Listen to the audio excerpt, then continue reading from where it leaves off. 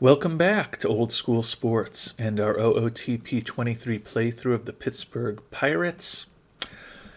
We are in the middle of the 2038 amateur draft. We covered our decision around the number one pick in the entire draft in our last episode, and now we are at the start of round two. Won't go into the same excruciating detail with the rest of the draft. But certainly at the top of round two, there's still a lot of interesting players available. We have scouted things out a little bit and have a few players to highlight when we're making our decision. First of all, our scouting director recommends a young high school starting pitcher, Danny Morales, for the next pick. Clearly a nice pitching prospect, but he's not a starting pitcher. He's already fragile. No way that we're going to take him at the top of the second round. If somebody like him is still around a couple rounds from now, we would certainly consider him. But we will not be following our scout's recommendation to pick Mr. Morales at the top of the second round. The most interesting batter available in our opinion right now is catcher Franklin Gutierrez. He's durable. His bonus demand is well below slot. Faced great competition at UC Riverside. Profiles potentially as an average major league bat, but he is a very good defensive catcher. So if we go with a position player, we're going to go with Gutierrez. But after picking a position player number one overall, our preference would kind of be to potentially bring on a big-time pitching prospect onto our team to the extent that we can. A few players in the mix on that front. Jose Alvarado looks like a very good pitching prospect. Left-hander, high schooler, good personality, has the stamina to start, and already has a decent fastball and a sinker and curve that are hopefully going to improve. So it looks like he could definitely be a three-pitch pitcher. The issue is his signability is impossible. And after going $3.5 million over slot with our number one draft pick, just no way that we can afford to try to spend $12, $13, $14, $15 million, whatever it would take to get Alvarado signed. Quite honestly, when we look at the drafting negotiation, Henry Gonzalez, extremely hard. $13.5 million is what we're going to have to pay him, most likely. And you can see right now we've got $18.8 million in total budget room. So after we offer $13.5 to Gonzalez, we're only going to have a little over $5 million left to sign the rest of our players. So trying to bring on someone who is impossible to sign, which means they're likely looking for 11, 12, 13, $14 million range just isn't going to work. Another interesting prospect that we may consider, and we are considering, is Juan Bid Daoud. Durable, three-pitch pitcher with a fastball, slider, and a knuckle curve. Looking for $2.4 million. Certainly has the stamina to start, and potentially his plus stuff, average movement, and plus control. 18-year-old is already throwing in the low to mid-90s. So he is an interesting prospect who we are considering. Nelson Gonzalez, extremely hard signability, but looking for slot, which is going to be about $2.5 million. So he is potentially in the mix. Five-pitch pitcher, which I like. His stuff looks like it could be average, but nice movement, nice control. Ground ball pitcher who's throwing in the low to mid-90s. At 19 years old, I'm a little less enthusiastic about him than I am about the 18-year-old Juan Bid Daoud. And the last pitcher that we're considering is Sal Valadez, who's not even 18 yet. Looking for slot, has a high work ethic, and he's also got a six-pitch arsenal potentially.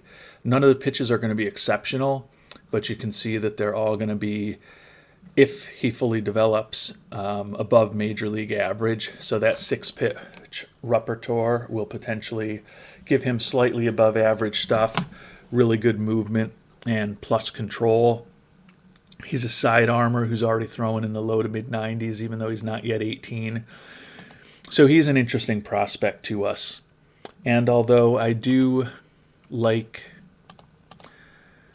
the catching prospect Gutierrez, best case scenario is he's a very good major league catcher. Worst case scenario, I think, is that he's a respectable backup catcher.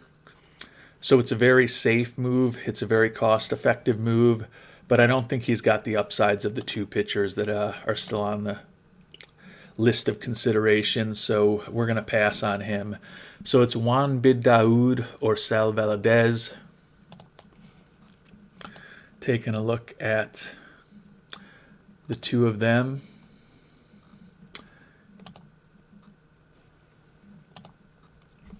And we'll look at their pitching ratings. Potentially more stuff from Bin Daoud, better movement from Valadez, and equal control if they're able to fully harness their potential. A little more stamina with Valadez.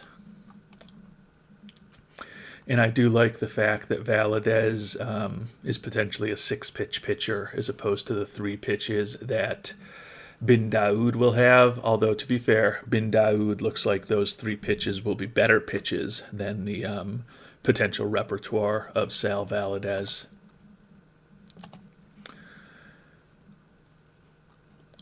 Don't know if there's really anything else for us to look at.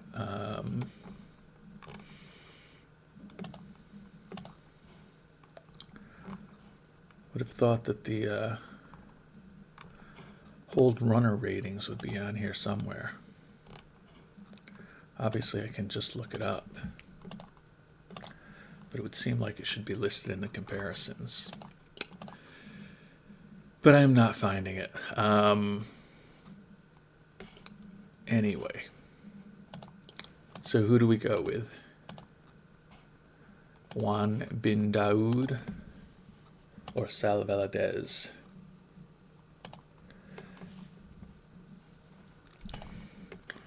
And Bin Daoud is a 45 at holding runners, Valadez 55, so he's better. So I'm going to go with Sal Valadez. As we talked about, I think that Bin Daoud's 3 pitches are all going to be potentially better than any of the 6 pitches that Valadez will have.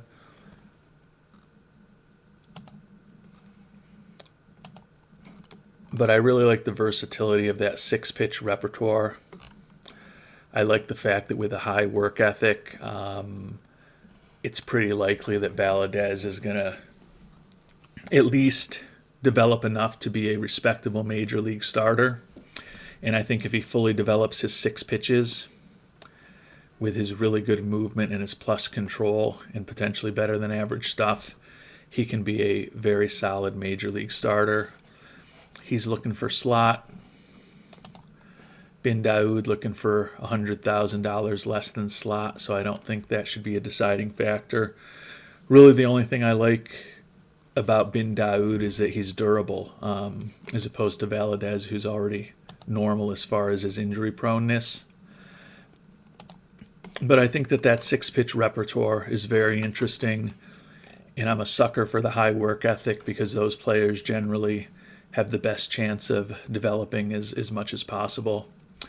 So it's a tough call, but we are going to go and select Sal Valadez.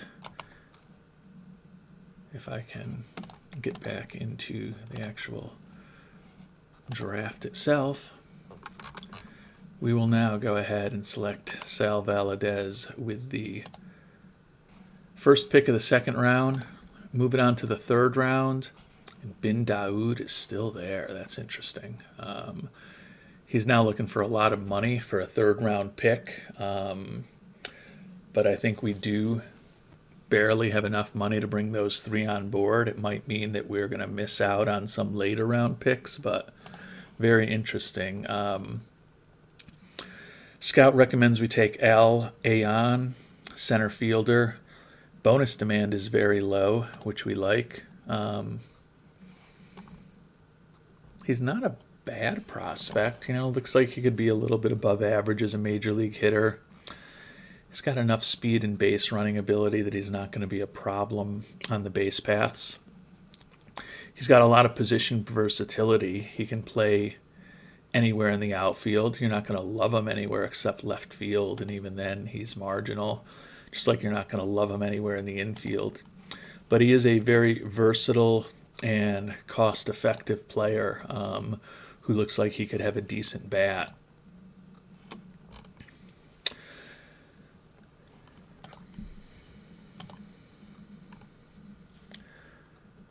Julio Cibrian, who was a catcher that we looked at offline before we kind of focused in on Gutierrez as the potential catcher we would take.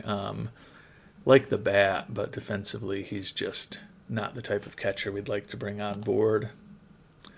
Rayford Braden is a guy that we looked at also. Pretty generic corner outfielder without much power potential. And then Chris Brown.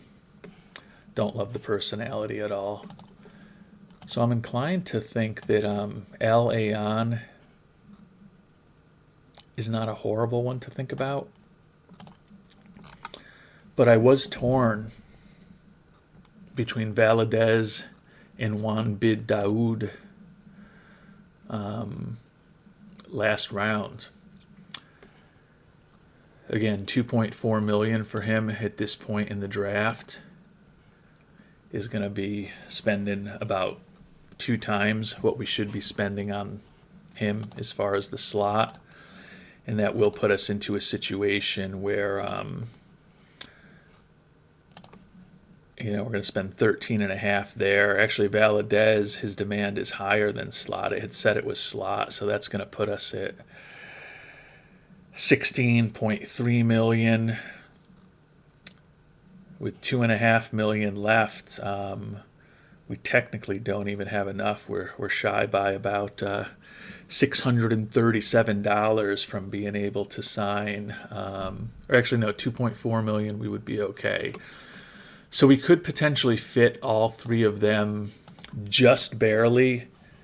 Now that will necessitate us using up every penny we have left potentially for free agents. Clearly, we could open up some more money if we do decide to trade away Victor Aveyar or someone else making some money. It does mean that we can't bring on another big contract like we recently did with Juan Soto. But we're not really playing for this year anyways. The only thing we're trying to do is pump up fan interest. I think even if it means that we may not be able to sign some of our 4th and 5th, maybe even 6th, 7th round type guys who are,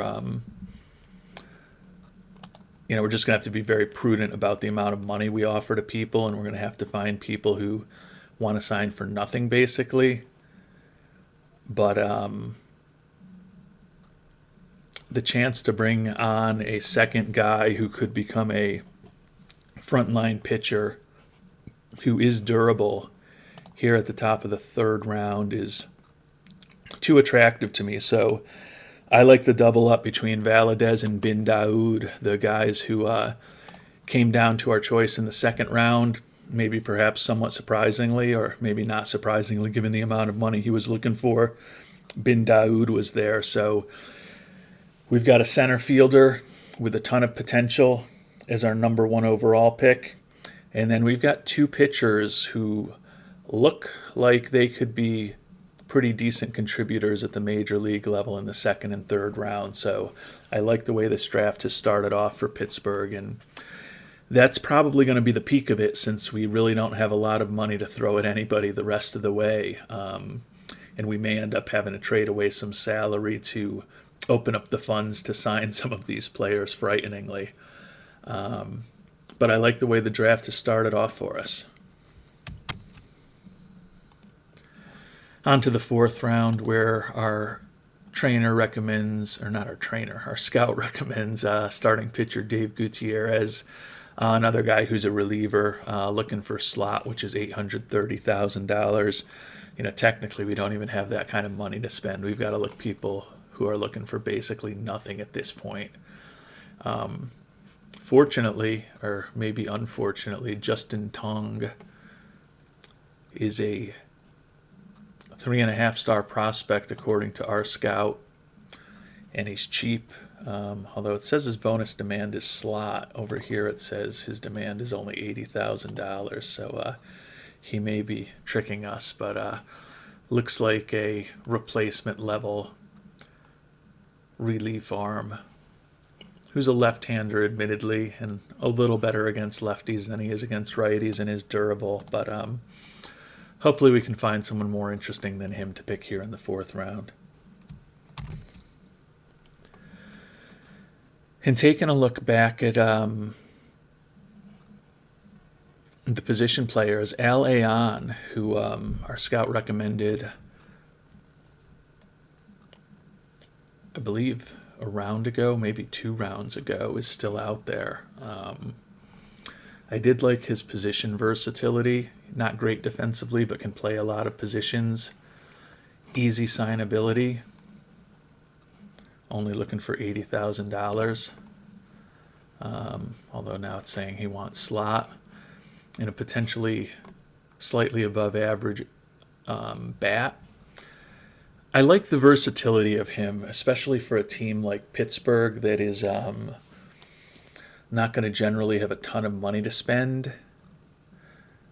A guy like him who can kind of play respectably at a number of positions on the field, while also potentially having a slightly above average bat, isn't the worst thing in the world. I'm going to spend a little more time looking at some other options, but I think that Aveyar is definitely in the mix. And there are definitely still some interesting pitchers available. Jose Alvarado, we talked about him in the second round, actually. The issue is just that he's impossible to sign. But given that we aren't going to have enough money to sign too many other draftees this year, there is kind of, in a weird way, an argument to pick him, not sign him, and then just get a replacement pick for him next year. So if he falls to the 5th round, I would actually consider doing that. Gutierrez, who was recommended, I like him. I don't want to pick him in the 4th. If he's around in the 5th, I would think about it. And then we also talked about Danny Morales in the past. He's a reliever, like the work ethic. If he's around in the 5th round, we'd consider him. So I think between Alvarado, Gutierrez, and Morales, if any of those 3 are around next round, we would certainly consider going there. But for this round, we are going to end up going with Aveyar. I think he's just a nice guy to pick up in the 4th round. Definitely seems like someone who could be a contributor at the major league level and a pretty versatile player. So Aveyar, welcome to Pittsburgh. And now let's see if any of those pitchers are left here in the 5th round. Alvarado still out there. Justin Tonga, who we've talked about in the past, is still out there. Looks like the other top pitchers we mentioned. No, Gutierrez is still out there also. So there's options. Scouting director recommends we go with Bill Rushing, high school catcher. Not going to hit enough to play in the majors and doesn't have enough of a glove to overcome that. So the question is whether we go with Alvarado here in the 5th round. and then don't sign him. And I think if you pick a player in the first 5 rounds and you don't sign them, you'll get a replacement pick next year. So I think we would have to take him now if we wanted to do that. Or do we go for Gutierrez, the reliever?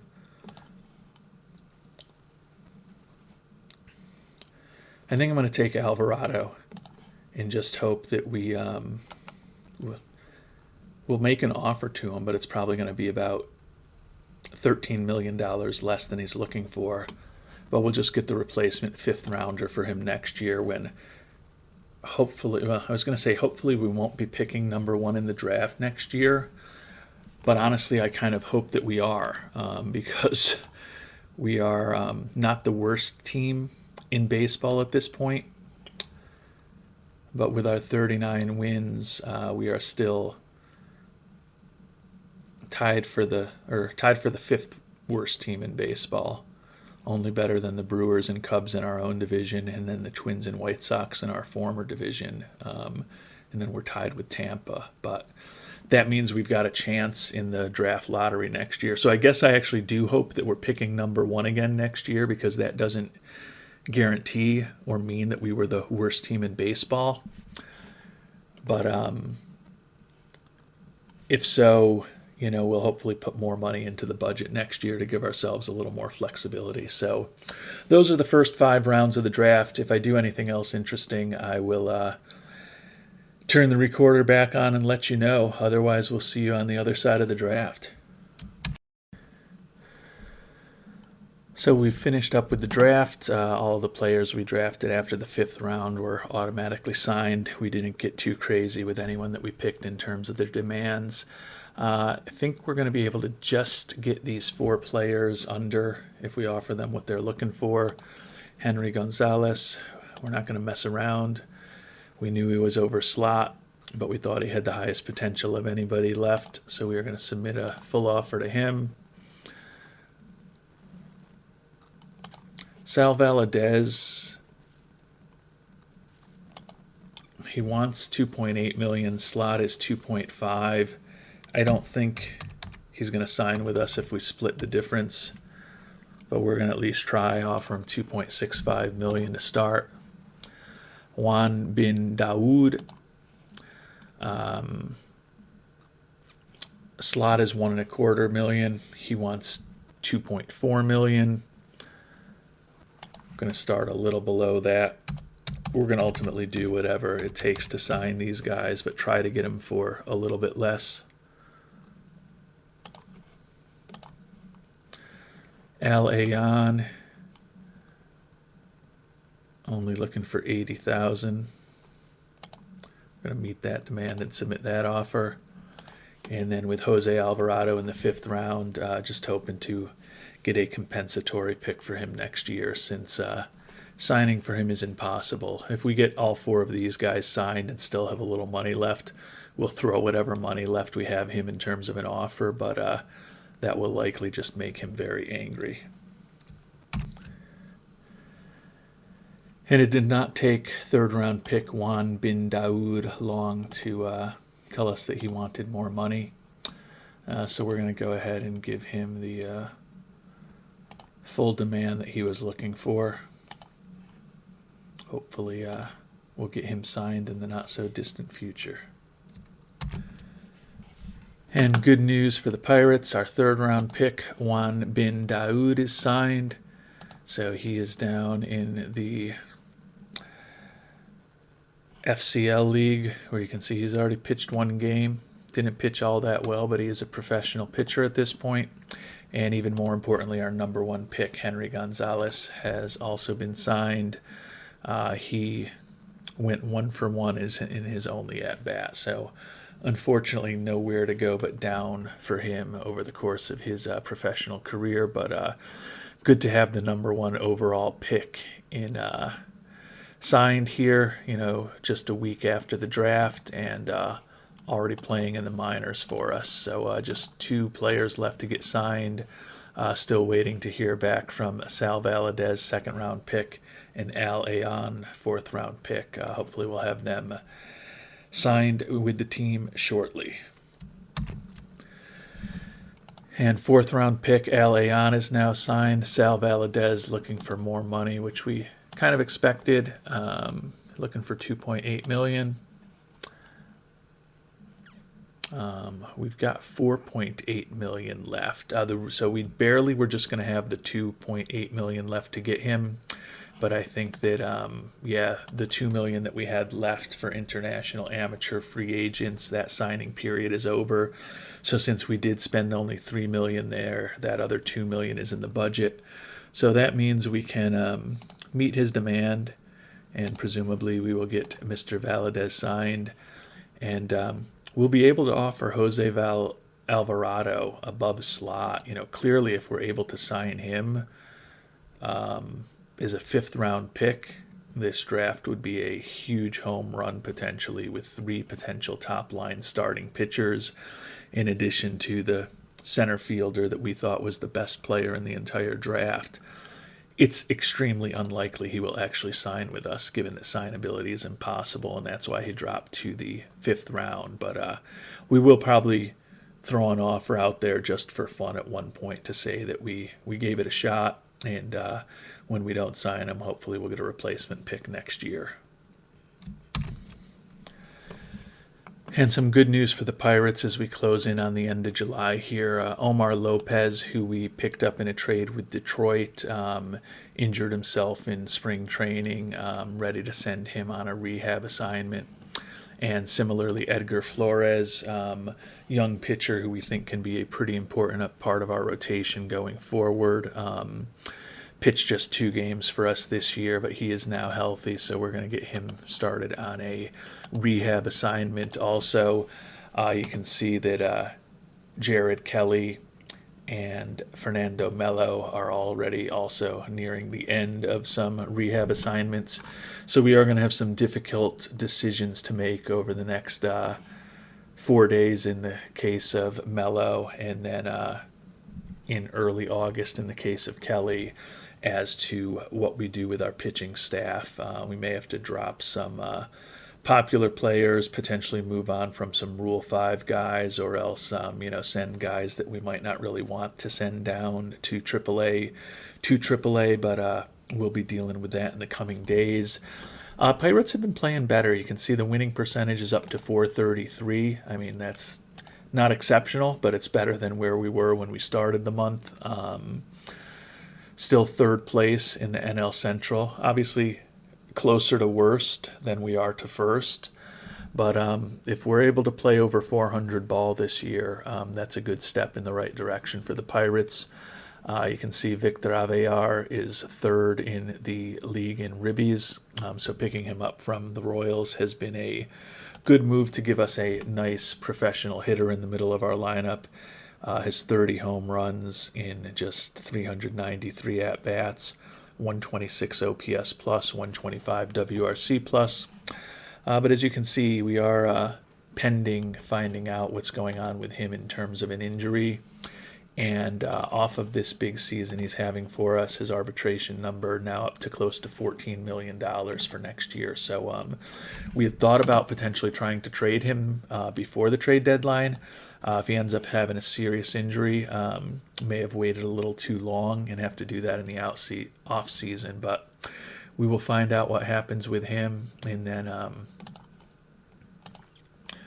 the money, we do have a little money to bring on some free agents now that the money from the international amateur free agents that we didn't spend is in the budget. So we still can take on some salary to potentially give ourselves a fan interest bump, particularly if we do move on from a pitcher who's more popular, or still quite possibly Aveyar, who's a very popular player also.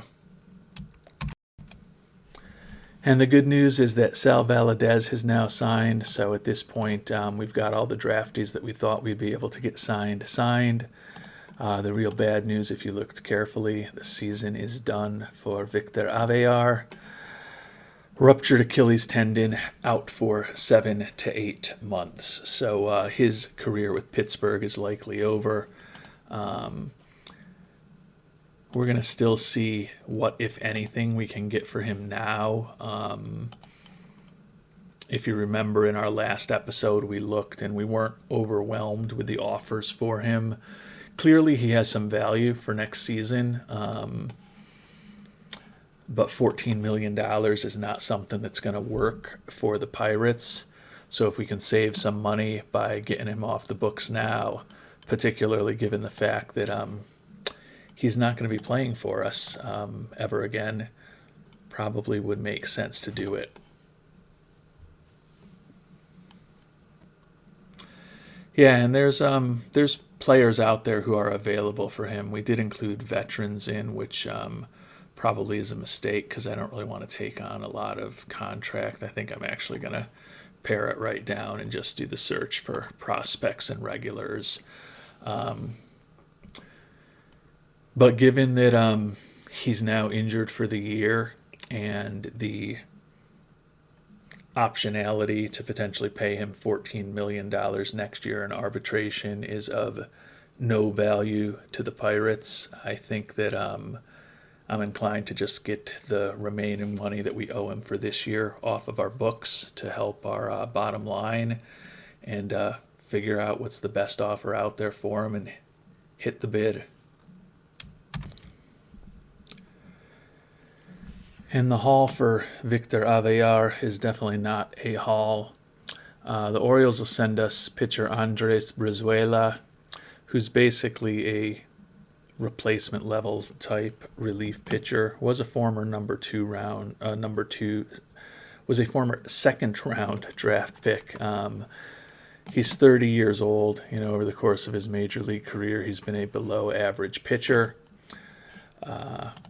He is very popular. That's really the main reason why we're picking him up, because Aveyar is extremely popular locally and popular nationally. So we are going to take a little bit of a hit to fan interest by getting rid of him. But it was going to happen one way or another. And we can also get Micah Turner, who's a replacement level pitcher also, 23-year-old reliever. A-ball this year, pitching well there. Probably will promote him to high A when we bring him on board, but not much of a return, unfortunately, for Aveyar. But we get, $2.75 million benefit from getting his contract off our books and bringing on Brizuela. Not the best return in the world, but with what Aveyar's arbitration number was going to be next year, he was not going to be with us.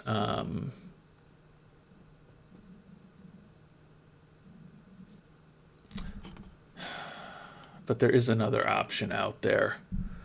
Brizuela is just such a meh pitcher.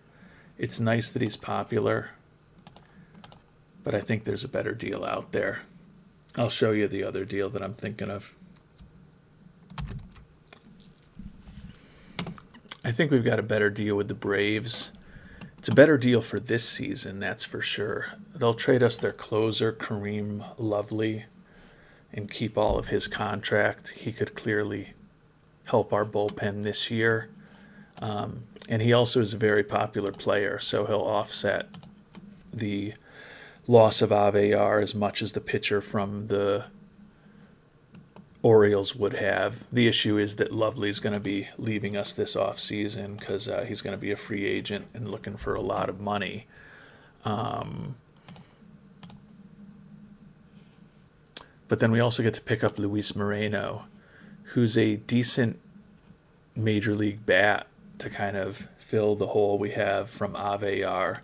He is also a free agent after this year, but they're going to hold on to his contract. Now, he's not popular, so we're basically getting better players this year in Lovely and Moreno, but we're not going to have a player to retain next year except for the catcher, Danny Anala, who's a minor league catching depth, decent defensively, not a horrible personality, but certainly not someone in our long-term plans. So the pitcher from Baltimore would have been around into the future on a major league minimum contract. but he just wasn't that good. And we'll get just as much of a popularity bump this year by bringing on Lovely. And I want to try to compete. We're obviously not going to the playoffs. We're obviously not going to have a 500 record, but I've said that I thought this team could win 65 to 70 games since the first time I made a mention of how many games I thought we could win, and I want to go out and try to start improving this team on the field. Those guys won't be with us next year, but there will be other popular players we can try to sign. I want to play as well as possible this year, have as many fans in the seats this year, make as much money as possible this year, and hopefully get Mr. Nutting to loosen the purse strings a little bit. So we're going to go ahead and complete this trade and bring on Lovely and Moreno and thank Victor Aveyar for a really nice season with us. 30 home runs will certainly lead the team, even though he didn't even make it to the month of August with the Pirates.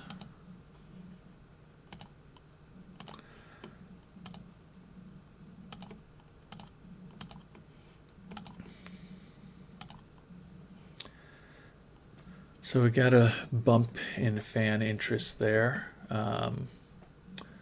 although I think it was also offset by the departure of Aveyar. No, I think we still got a bump because it had been regressing a little bit. So maybe since he was hurt, we didn't lose anything for trading him away. So that's positive.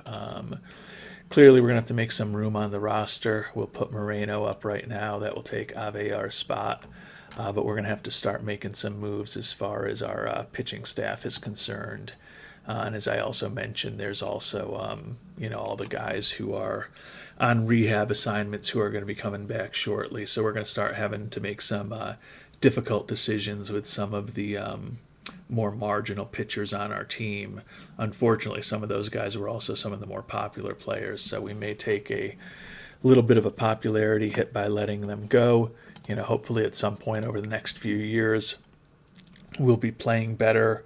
We'll have some homegrown talent that's organically popular, and we'll have a lot more fan interest, and we won't be so obsessed with some of these silly little metrics. And we've got the first decision to make with all of the guys who are on these AAA rehab assignments. Fernando Melo, guy we picked up in a trade with the Phillies simply because he was very popular, but he's 38 years old. He's going to be a free agent after this season. We tried to pick up something for him in trade, and there's really no interest at all, not surprisingly. So we are actually just going to go and, there's not even any point in waiving and DFAing him, is there? I guess we are doing that, but he's already, I guess that'll get him down to AAA potentially. So I guess theoretically that was better than just purely releasing him, but he is not going to be going back onto the major league roster.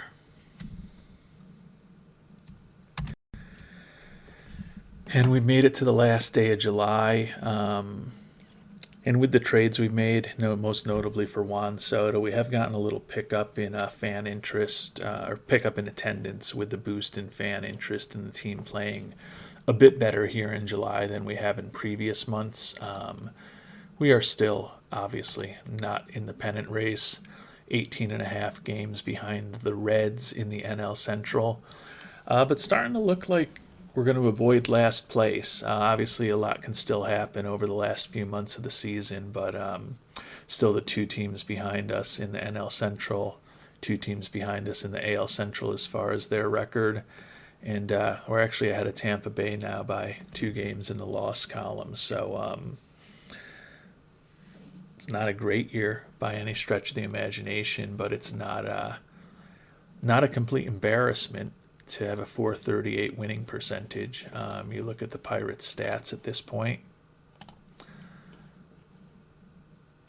We're 12th in the National League in runs scored. We're 15th last season, so that's progress. But we are 14th in runs allowed, so that's a step back from last season. I may have overestimated our starting pitching. You can see the guys in the rotation have generally struggled. Tony Santana, 6-9, 4.35 ERA. Ricky Gotti, 6-12, 6.17 ERA. Heriberto Rosales, who was injured part of the year, has been the best, 6-5, 3.79. Marco Estrada, who we picked up from Kansas City, pitching very unlike the way that he pitched in Kansas City in those first 2 years of his career. 8-9 record, but a 5.37 ERA. His BABIP here in Pittsburgh is just way higher than it ever was in Kansas City. And he has managed to put up a 1.7 WAR and a 3.99 Sierra. So we're hoping that it's just really bad luck. He is walking more guys than he did in the past. But I still think he's a pitcher who can be useful at the major league level. And then Omar Ganoa, another guy we picked up from KC. He's been solid, only started 12 games for us, also was a reliever at one point, but a 3.59 ERA and a 6-5 record. So Santana, Gotti, and Estrada, particularly Gotti and Estrada, have not been as good as hoped. And then we still will be getting back Flores. Hopefully we can see what he can do over the last month and a half of the season by the time we finish up his rehab assignment. And then Omar Lopez, more of a reliever, but will also be good to see what he can do for us at the major league level too.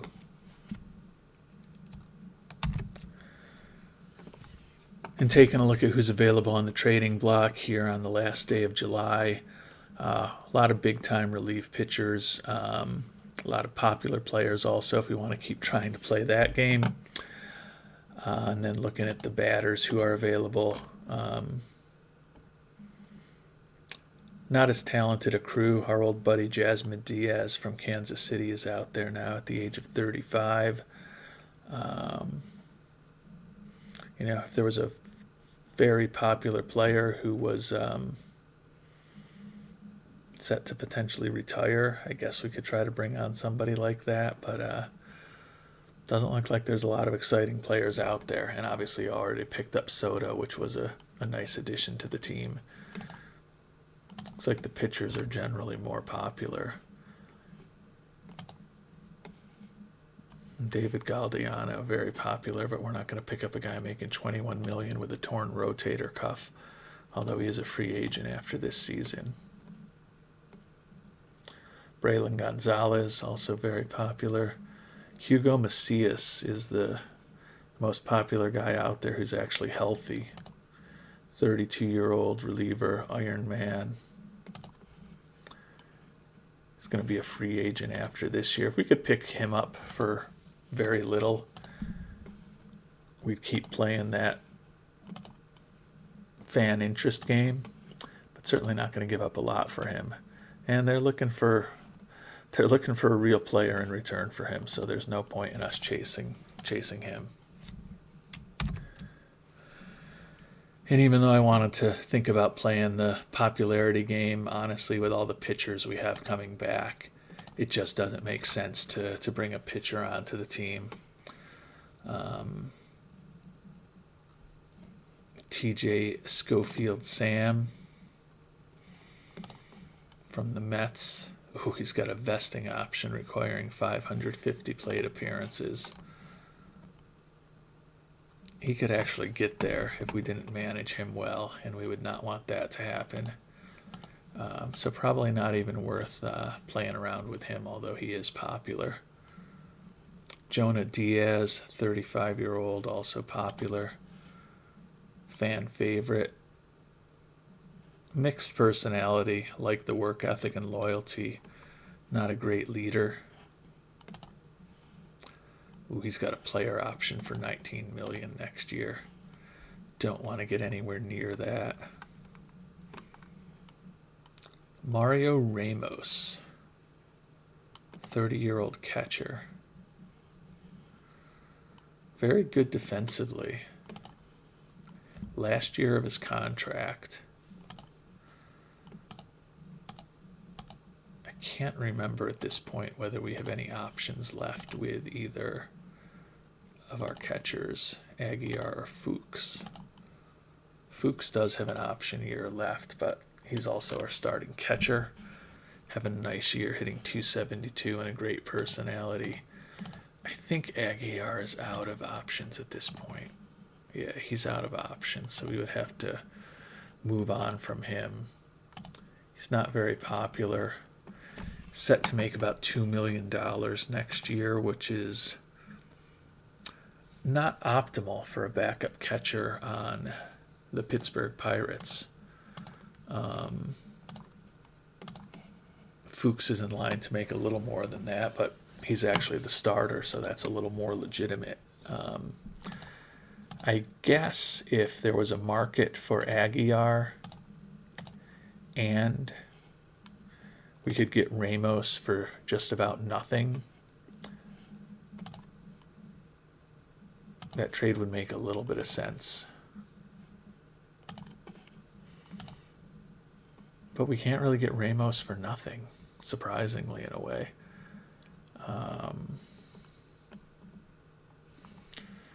And they want someone who's a legitimate player or a legitimate... there's some less impressive prospects. Marcus Payne hitting 280 in A-ball, but he's never going to be a major league hitter. We could give up Marcus Payne, or I don't know if we want to get rid of Pacina, although he's in AAA right now. He still may be needed at the major league level. But if we could give us Marcus Payne for Ramos, I'll keep all of his contract. We might be able to get a random prospect with a decent personality thrown in. I think we'll do that. It makes us a little better this year. Gives us another little popularity boost. And then we'll have to move on from Aveyar and trade him right now, but we were probably going to need to move on from him at the end of this season anyways. Not really sure what type of market there's going to even be for Aveyar, but we'll worry about that after we pick up Ramos. And we're going to give up Marcus Payne, who's not really a prospect. And we're going to get Tony Estrada, who's also not really a prospect, but has got a better personality in return. Estrada's a little older. We also get Ramos. They'll hold on to his whole contract. So we're going to go ahead and complete that trade. That gives us a nice fan interest bump of 1 point. So not as much as I might have hoped for, but I guess it's better than nothing. So we're going to need to clear a roster spot among our catchers. What, if anything, can we get for Leo Aveyar at this point in his career?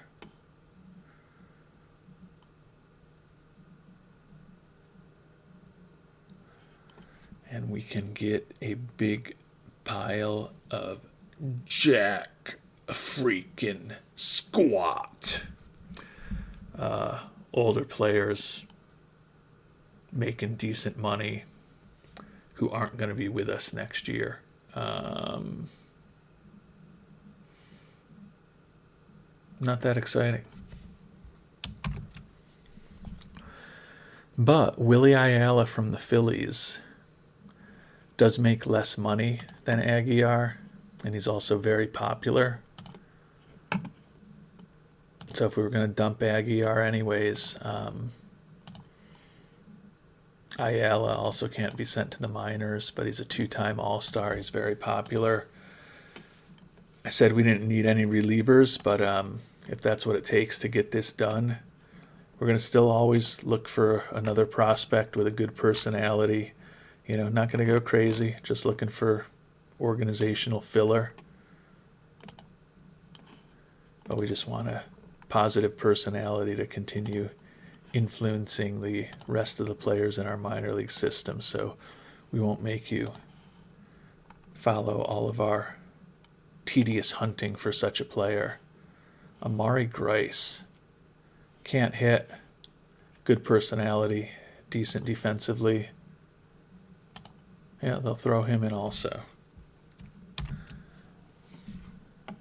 And the ultimate return for Aveyar is not bad. We got Ayala, who I mentioned is a free agent after this year, but will give us a little bit of a boost in terms of fan interest. And then we got 3 prospects. They're not really prospects. Amari Grice, good personality for the minor league system, good influence on those around him. Ivan Viadon, good leadership. And Larry Banks, another good leader. So just good personalities. Banks, could conceivably at some point be a replacement level type player at the major league level. The other 2 guys are not really prospects at all, but more good personalities to put into our farm system and hopefully have a positive influence on the development and the personalities of the players who are real prospects that are going to be playing around them. So we got a little bump in fan interest from bringing on Ayala. Now looking at the organization, we can put Ramos onto the team. We're going to need to now release another pitcher to make room for Ayala. And then keep in mind that we still do have all of those injured pitchers who are going to be coming back shortly also. So we will get caught in a numbers game shortly, and we may actually have one of the tough decisions to make right now. Not going to get rid of any of our starters, and there's a few, bigger time, younger players like Moreno that we aren't going to touch. Jorge Melendez, Andy Ochoa, not going to let go of those guys. So it's really going to come down to moving on from either one of our Rule 5 players who are part of our future or one of the popular players that are older that we traded for last offseason. I don't really want to get rid of either of the Rule 5 guys. Willie Arenales, 23-year-old, has not been good with a 5.20 ERA, but still a pitcher that has some growth that he can potentially do for us back in AAA next year. He's still got 3 option years left at this point. We've had him on the roster for all but the last 2 months of the season at this point. Not going to let him go. And similarly, David Villalobos, also a 23-year-old, again, hasn't been good, 5.44 ERA, but this is a guy who jumped right from Class A to the majors. We keep him on the roster for another couple months. We can get him some seasoning probably in AAA or AA next year.